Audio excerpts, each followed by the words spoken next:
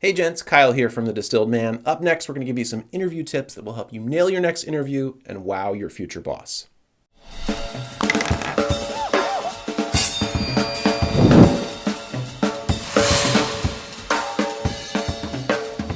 Some people think they can just walk into a job interview and wing it. No thought to preparation or what questions they might be asked.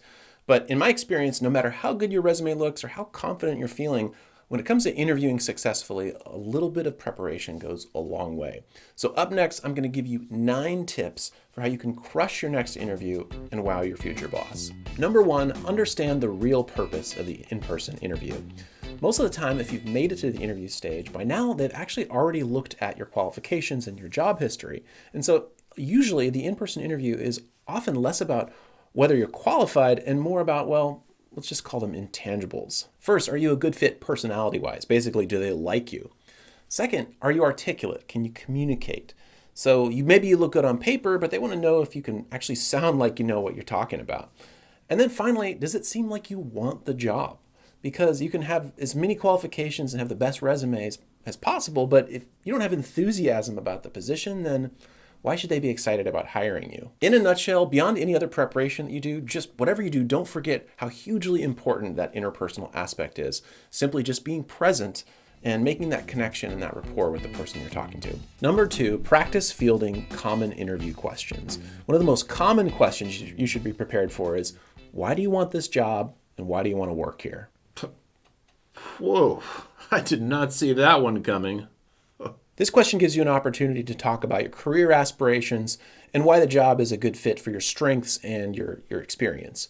Another common question is, why do you want to leave your current company? Even if you're leaving because you absolutely hate everyone at your former company, it's best to keep things on the positive side, obviously.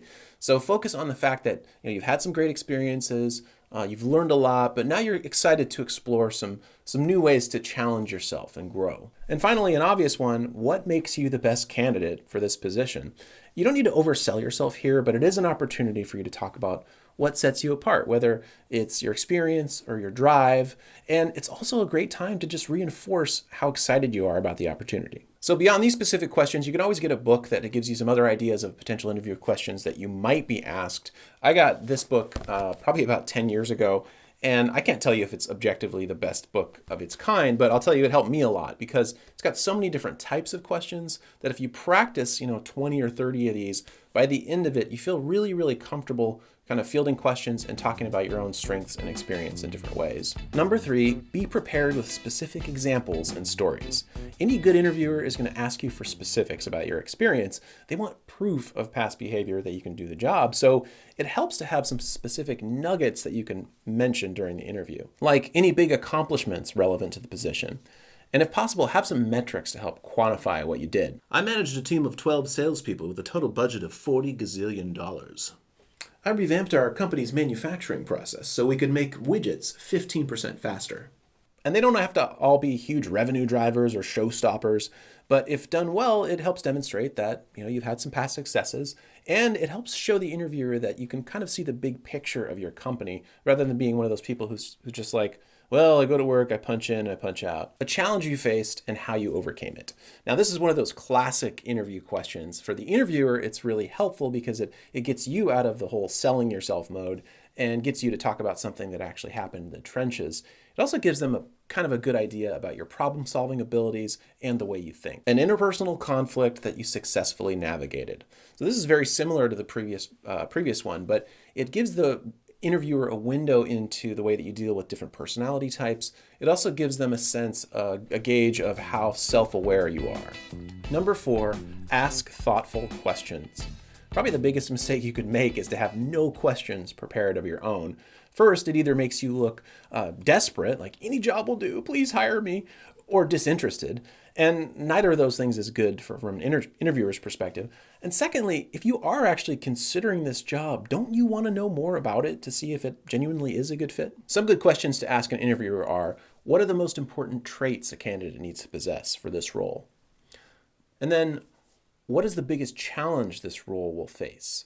And from there, you can segue into questions about team structure or maybe other specific questions about the business. These questions are great because they get the interviewer out of interview mode and helps you start talking about the day-to-day business.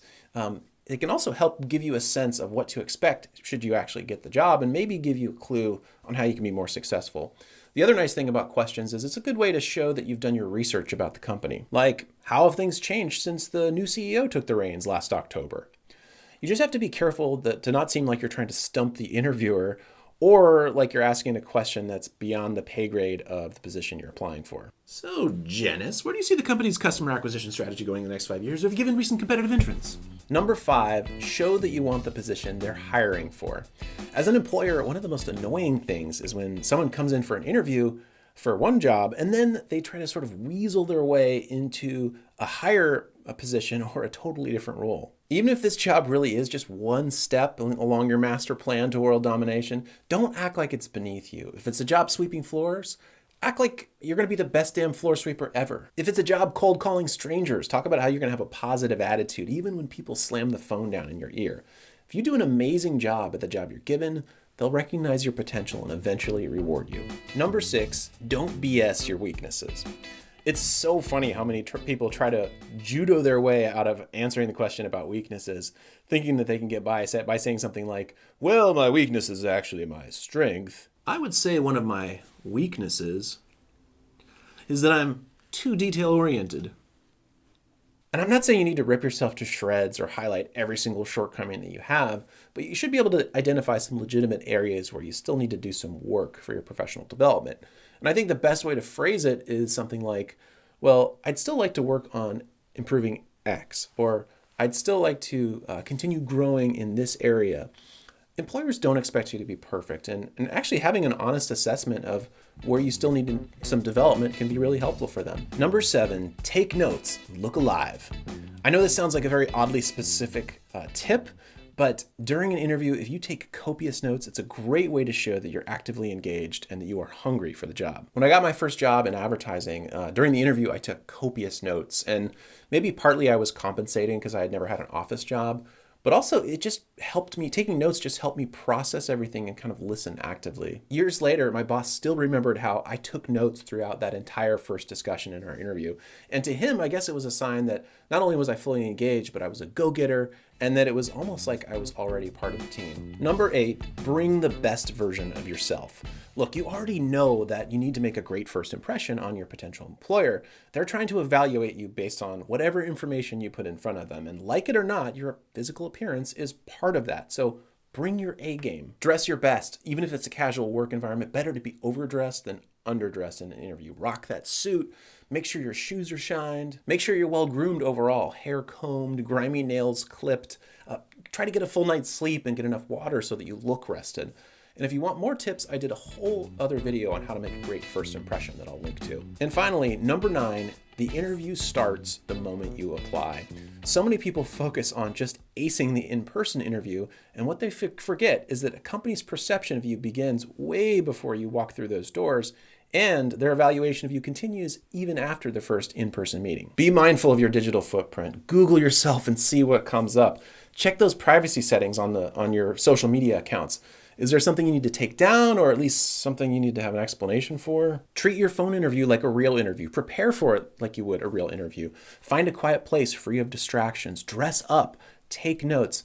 All this put togetherness is going to come across. Once you arrive for your in-person interview, remember, even if you're not talking to your future boss yet, you're still being evaluated. So that receptionist may not be the hiring manager, but that doesn't mean she can't torpedo your chances of getting a job because you're being a jackass in the waiting room. Finally, after the interview, send thank you emails or thank you notes to everyone who interviewed you.